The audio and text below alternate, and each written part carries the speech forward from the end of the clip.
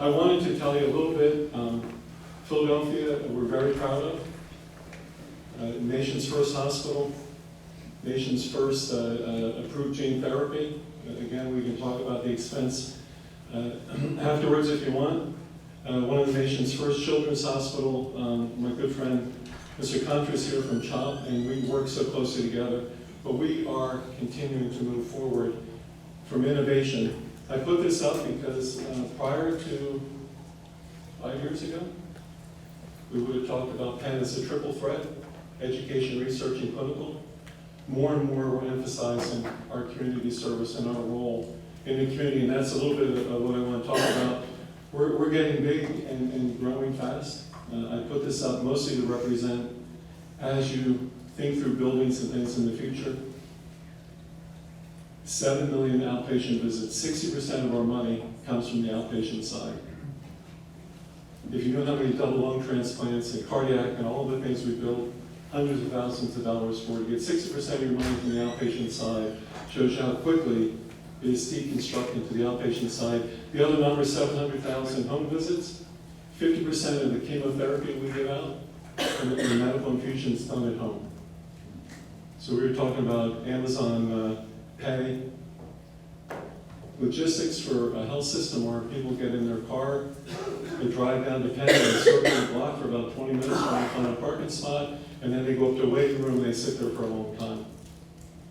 Delivering at home, where you have to get a person and a product to somebody's address that you've never been to before, is a sweet spot of Amazon. It's not our sweet spot. So we're going to have to hire more logistics people who understand reverse logistics, which is getting material and people out to everybody's house. So I'll skip over this.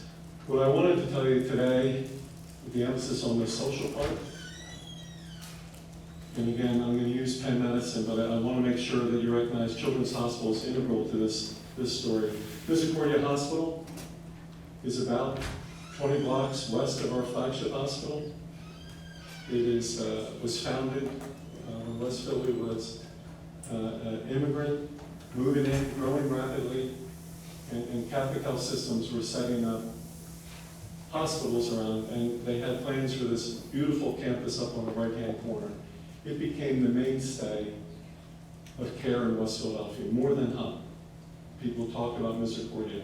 The Misericordia School of Nursing attracted people from all across the Commonwealth, educated them, and they often went on to stay in Philadelphia and continue their nursing program. It was about 153 beds, shrinking, but it was a safety net in West Philadelphia. Everything we talked about with Medicaid and Medicare was ground zero at Mercy Hospital. And the decision was made, although still very active, 153, about 40,000 emergency room visits. The decision was made by Trinity, one of our affiliates. I mean, we talked about this a lot, that they couldn't sustain the inpatient care. They couldn't sustain inpatient care because at night, you couldn't get a cardiologist to come in because they were stretched. Anesthesia that we talked about, everything was stretched. So they wanted to continue the inpatient care, but it was difficult to do it alone. We were faced with a decision. We could let it close. We just put up our new pavilion. We have tons of outpatient sites in West Philadelphia. We could have let those 40,000 patients move to our facility, move to Jack Lynch's Nightingale Hospital that is right down the street. But it's about 2.5 miles. It's at least 3 city buses.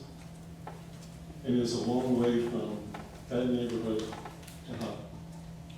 It's a long move from that neighborhood to Penn Presbyterian. So we made a decision. Philadelphia, we're famous for Hahnemann University closing. I've lived through 2 bankruptcies at Hahnemann. But the people that were affected when Hahnemann closed were the, again, 45 to 50,000 emergency room visits that they had each year. Primarily Black, Hispanic, people of color, Medicaid, didn't know how to navigate the system. They didn't have a primary care doctor, so they navigated to Hahnemann. We made a decision along with our partners that we weren't going to let this happen to Mercy. So we went through and said, what is needed in the Mercy hospital? And we coined the phrase, again, together with Children's Hospital, of creating a healthy village. Everyone says, what's your measure of success? I said, the emergency room's not open 5 years from now, but we have established primary care practices. I think that'll be a measure of success. So it was all around what services are needed. Behavioral health, we have a tremendous gun violence problem in Philadelphia that is magnified by the opioid use issues that we have. So Children's Hospitals can open psychiatric beds. We opened a crisis response center. I think it's only 4 crisis response centers in the city of Philadelphia. We talk about frustration and regulations. I'll give you my very quick story, not on architects and engineers, but city government. So I said, I want to reopen the crisis response center, and my CFO said, you're crazy. You're going to lose $6 to $7 million a year. I said, no, we have to do it. Because we're taking care of those patients now. At our other crisis response center, they're just driving across the city to get there. So we're already incurring that $7 million. So first I had to beat him into submission, which isn't easy since he writes my paycheck. We accomplished that, and then we went to the city of Philadelphia and said, we'd like to open the crisis response center. And they said, you have to get permission from the state. I said, the state? All right, so we write to the State Department of Health. And after about 3 weeks, they respond saying, we studied it, okay, you can open it. Then I went back to the city and they said, wait a minute, we can't just give this to Penn. We have to do an RFP. And I said, if you can find anybody that wants to do it for $7 million, give it to them. The RFP process took over a month. The amount of staff time that we put into it, filling out all the checks and boxes and everything. And then we got the news, congratulations, you've been awarded the contract. But when we're talking about ESG on the social part, I am trying to convince my team, my governance structure, that this is a worthy and our responsibility to move forward with. The other part that we did in terms of inequities, again, I mentioned I've been around. I remember the 60s and the 70s, I was young, but we protested a lot of things and we jumped in. I think I'm getting that, I have that same sense of the young generation, that they want change. It seems more violent, it seems more difficult than it was. Maybe that's because I glorify my youth and I worry about the parent, but I also think the difference in inequity between rich and poor, the access to health care, I think is really starting to weigh in. So in terms of reducing, I'll come back in a second. In terms of reducing inequity, we tried to use what we do best at Penn. So we went to the Wharton School. Let me back up. We set aside $50 million for a life sciences fund. It has brought over $2 billion worth of VC investment into Philadelphia, and it's all around cell and gene therapy. So if I leave that as background, I said we should take that same playbook, but turn it towards social determinants of health. Turn it towards eliminating health equities. Someone admitted they were a capitalist earlier. Not many people do that anymore, but I am a capitalist. I believe capitalism is the only sustainable economic model.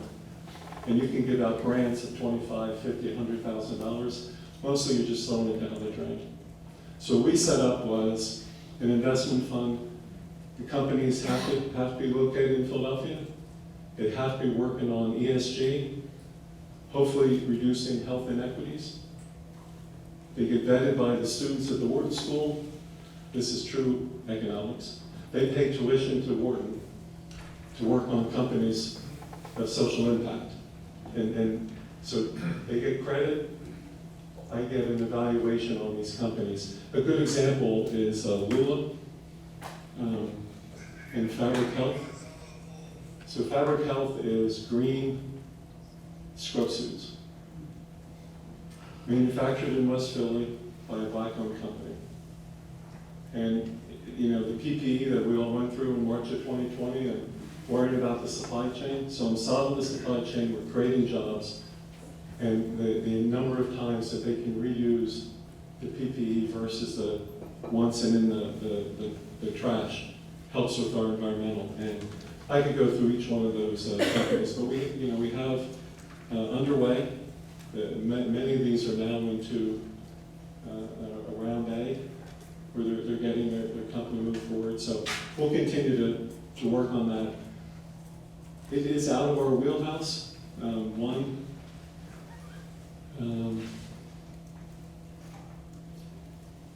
apologize for blanking on it. I think it's K involved.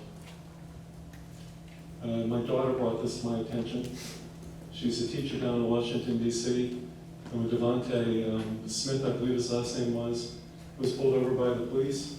They ran his plates, he had a warrant against him, and he started driving away. Remember, he was talking to his mom on the cell phone when he was shot and killed. My daughter called and said, that could have been any one of my students. And I said, why don't they just go when they have a warrant and show up? And she said, Dad, you don't understand. They don't have someone like you nagging them all the time. They don't have a nuclear family. They don't have a landline. Most don't have a stable mailing address. So it's not just that they don't trust the system, want to go, but they also don't necessarily know because it's ineffective communication. So this one company goes through and gets all the criminal justice records. They then text the young people and say, you've got to show up. Do you need a ride? How are you going to get there? And they get money from the federal government, the city government to fund that. So those are examples of some of the companies that we're working on. I implore you to lean in on social. I think it is what is going to differentiate out our system. I get hammered. Our medical residents just unionized. And I said, why? We're taking healthcare back. I said, who are you taking it back from? Well, the man. You know?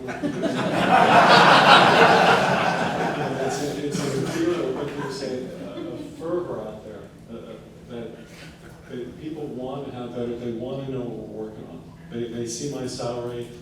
I don't begrudge it. It's just under $3 million a year with all my bonuses.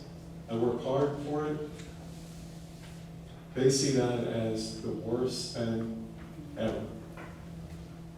And they want to see that pulled down. We talk about being up on the nursing floor. When the nurses are short-staffed, they see my salary, they see other salaries, they're like, this doesn't compute. So I think as an industry, we're going to have to move with more transparency, but a whole lot faster towards curing some of these social issues. From top to bottom in the healthcare system, where we're going to lose our workforce and we're going to lose our mammal. We still go into DC, they listen to us.